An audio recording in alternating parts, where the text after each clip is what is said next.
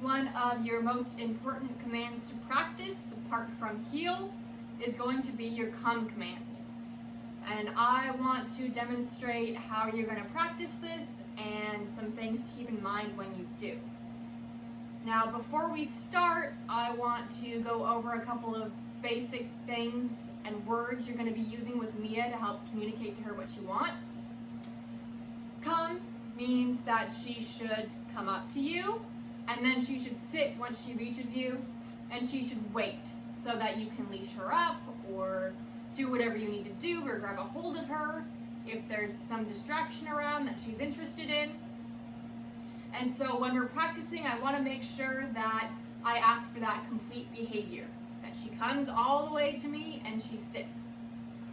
I also want to make it clear to her when she's doing the correct thing, and I want her to be very enthusiastic about doing it. So when she's doing the correct thing and she's in the process of doing it, you know, when she turns and she looks at me and she starts to come to me, I'm going to tell her good. Because good means that she's currently doing the right thing. She's going to get some kind of reward for it. When she gets to me, I'm going to guide her into a sit. I don't want to ask her to sit. I just want her sitting automatically when I ask her to come. So if she doesn't sit, I'll lure her up with my hands and get her into a sit. Once she does that, I can tell her good and give her a treat, which means she should continue sitting and staying in front of me. Once I'm done with her coming and sitting in front of me, I will tell her yes. And yes means that she can get up and be done with staying and come get a treat from my hand. I can also give her a toy when I say yes. Basically, yes means that she did the right thing, she's done, she should expect to come get a treat or a toy reward from me.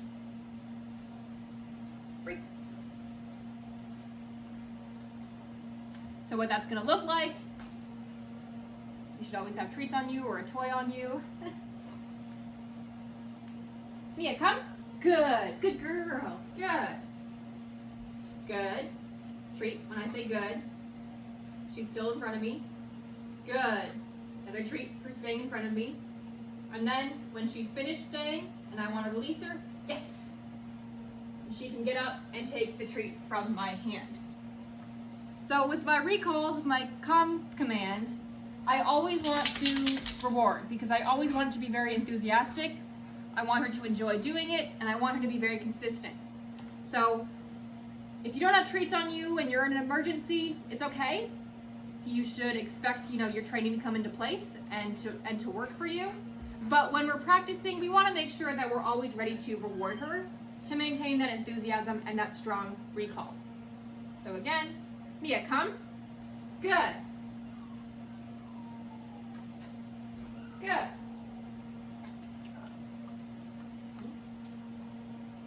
Good.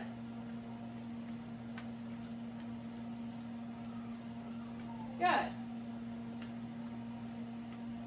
Yes.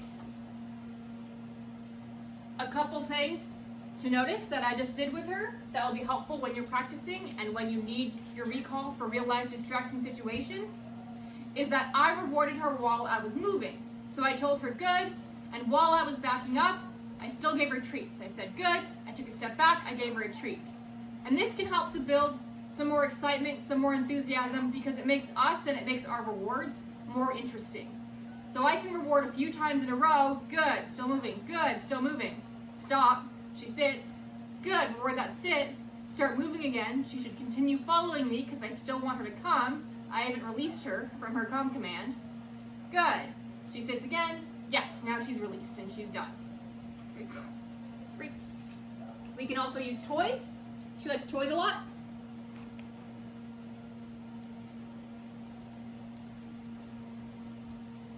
You come. Good. Nope. Yes. And yes also means she can be released to get a toy.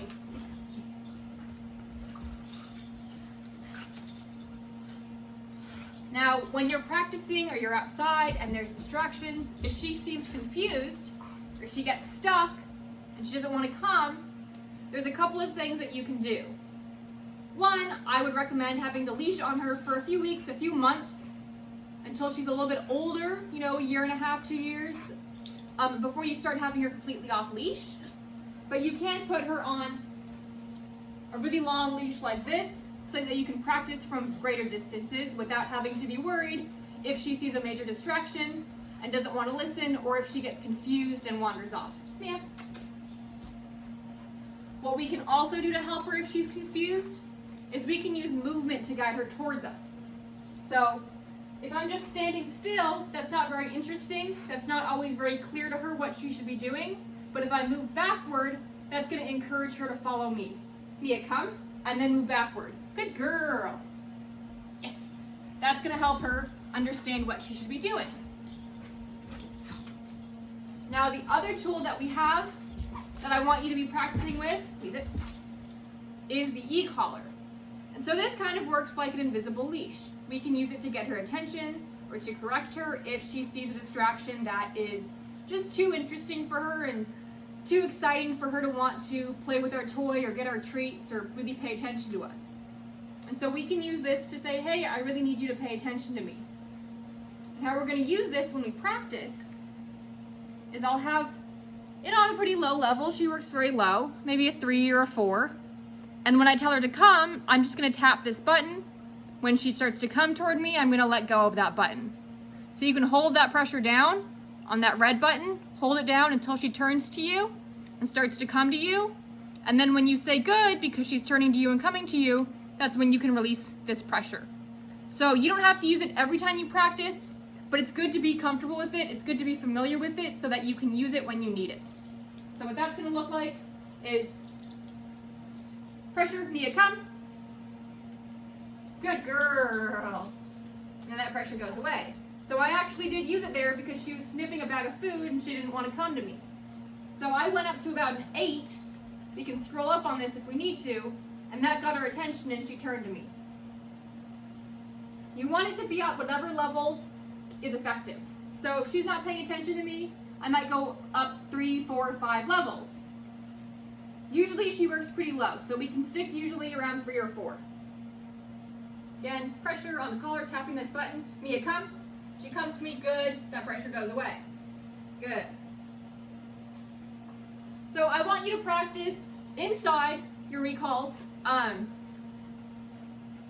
sessions a day, 1 or 2 sessions a day, for like 10 minutes. And for the first 5 minutes, you can do it without the e-collar, and then add in the e-collar the last 5 minutes. Or vice versa. E-collar the first 5 minutes, no e-collar the last 5 minutes. I just want you familiar with using this, and I want her familiar with you guys using it with her. Now on your walks, I want you practicing recalls every single time you go for a walk. Even if she's just on her short, flat, regular leash, you can still practice her recalls. You can use this, or you can just use food or a toy. But I want you practicing 5 or 10 or even more recalls every time you go for a walk. And every time you see a squirrel or another dog or some kind of major distraction, that's a really good chance to practice a recall and ensure that she'll still come when you ask her to. The last time, e-collar pressure, Mia, come, movement to guide her towards me. Good. Telling her when she does the correct thing with good. Rewarding her when she reaches me. Good. And then releasing her to either a toy or a treat with yes.